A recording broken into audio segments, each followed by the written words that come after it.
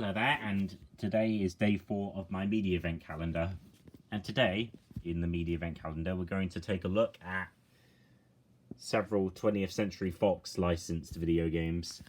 Although most of them I do own are Vivendi Universal products, so just let that stay clear for a bit. So basically, 20th Century Fox used to have a video game division called Fox Interactive. So they used to be a full-fledged video game publisher. But then in 2001, then they decided to start partnering up with other companies instead. So Activision partnered up with a few games, and then eventually Vivendi Universal and Electronic Arts took over a couple of other titles as well. So the first title we're going to take a look at is Die Hard Negatomi Plaza. Basically a prequel. This is basically a prequel to the movie, I think, or a retelling of the first movie. And it came out in May of 2002. Published by Sierra.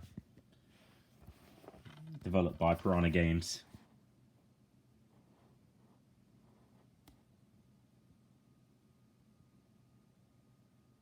Yeah, it runs on the same engine as the No One Lives Forever games from Monolith. And then here's the disc, and then there's the manual, which advertises Aliens vs Predator 2. And its upcoming expansion pack. Next up is No One Lives Forever. So it was originally published by Fox and distributed by EA, and then eventually Vivendi Universal took over. So this is a enhanced edition of the game. Not much to say about that. It has a little leaflet for other titles, and then you have a little manual as well, quick start guide, and then it has an ad for the second game, No One Lives Forever 2: A Spy in Harm's Way. You know, to say is that a trailer's bundled with it as well. That's pretty cool, actually. Yeah, it's a 2-disc set.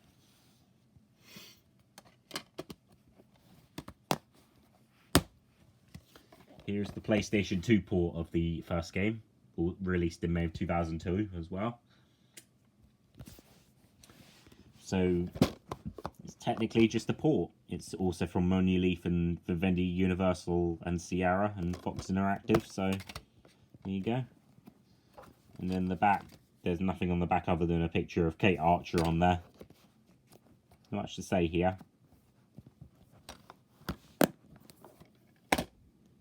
Next up is The Simpsons Road Rage on Xbox. So this is developed by Radical and published by Electronic Arts. It's got the old Fox Interactive logo on below. There's the spine.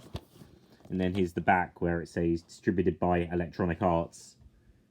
Of course, they co-published it with Fox Interactive.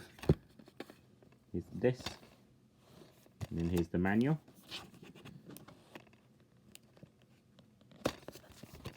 The back just has EA landlines. And here's the manual. There's Fox Interactive, Radical and all that, and Electronic Arts.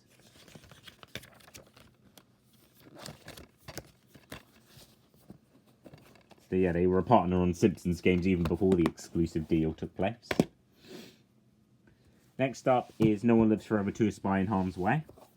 This was released in October of 2002. Developed by Monolith, published by Sierra.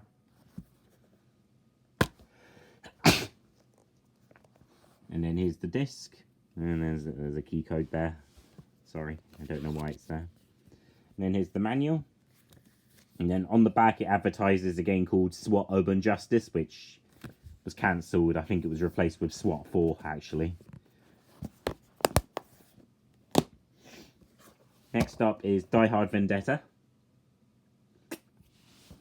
Developed by Bit Studios and published by NDA Productions. Technically published by Vivendi Universal, but under the NDA brand. This was, I think, the only game released under it. So it came out on the GameCube first in November of 2002. So this game is basically like another entry in the Die Hard's series. And then in Europe it was ported to the PlayStation 2 and Xbox with some extra content in June of 2003. Next up is The Simpsons Skateboarding. Developed by the Code Monkeys and published by Electronic Arts and EA as well. Well, Electronic Arts and Fox Interactive as well. It says co-published and distributed by EA. I used to have this game a long time ago, but then I got rid of it, so I've got a new copy of it again now. Nice to own this game again. Oh, and the back of the manual of this, it just says, just has the same thing again as all the EA logos. EA Sports, EA Games, and EA Sports Big. Next up is James Cameron's Dark Angel, based on the TV show with Jessica Alba. Developed by Radical, published by Vivendi Universal. Released in 2003 in the UK. So it was basically a rush to market game after the show got cancelled. So there's the manual, and then of course the back advertises the DVD sets. So you get the picture. Because it was obviously a cash in to the TV show. Next up is Contract Jack. This sort of isn't really a Fox Interactive title because their logo doesn't even appear anywhere, but it has it on here anyway, so I guess I'll count it. So this was developed by Monolith, published by Vivendi Universal. So this is a standalone spin-off expansion pack to No One Lives Forever 2. On the back there's an ad for Mace Griffin Bounty Hunter on PC, which the US release was published by Mumbo Jumbo after the company, after Vivendi Universal declined to publish the PC version after the game sold poorly. Next up is the X-Files Resist or Serve, developed by Black Ops Entertainment and published once again by Vivendi Universal. So this is basically a selection of missing episodes from the X-Files. So, and then on the back there's an ad for season 9 of it, and then of course there's the box sets as well. Good if you're a fan of the show. Next up, this isn't really a 20th Century Fox title, but I'll count it anyway because it was distributed by them as the film, and that's Fight Club. So this is basically a game based on the Fight Club movie from 1999, and this game came out in 2004, so it was obviously made to cash in on the movie. It just has Regency logos and all that. It's from Genuine Games, who only made one other game before they went out of business, and that was 50 Cent Bulletproof. Here's the disc, and then here's the cover, manual, and then it just says a quote from the movie on the back. Next up is Robots. So this is a tie-in game to the movie, and it's from Eurocom, published by Vivendi Universal. I used to have the PS2 version as well, but I got rid of all my PS2 Vivendi Universal titles because I didn't need them. I've kept the GameCube version of the game because I do like collecting GameCube titles because they're not as common as Xbox games. So here we are, and then on the menu, and then the back has an ad for the Ice Age Extreme Cool Edition. And then on this one, it's the same thing. Yeah, the Fox Interactive logo appears in-game, but the packaging just has the standard 20th Century Fox logo.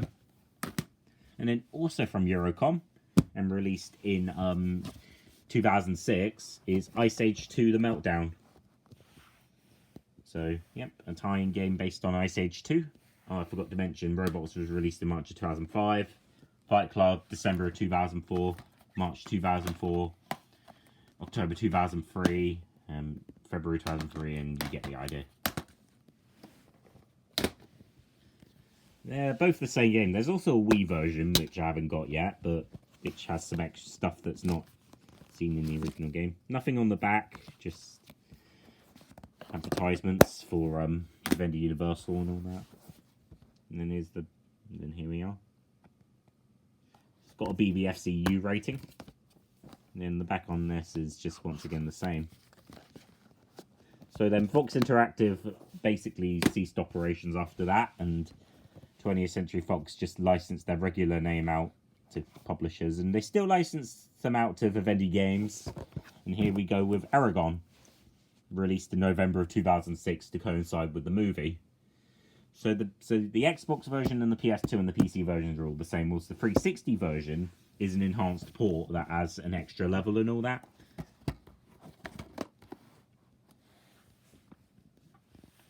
Pretty cool, really. So I have both because, well, yeah, you get the idea. And this is one of the last original Xbox games ever released. But it is still quite a common title. It's not that rare at all. And the back has an ad for the mobile game. Back when Vivendi Games used to really like milking their mobile games. And then it's the same thing on the 360 version. And there you go. So yeah, that's my 20th Century Fox video game collection. So yeah, I don't have many, but you get the idea. Anyways, it's time for me to go now, and I'll see you for day 5 tomorrow.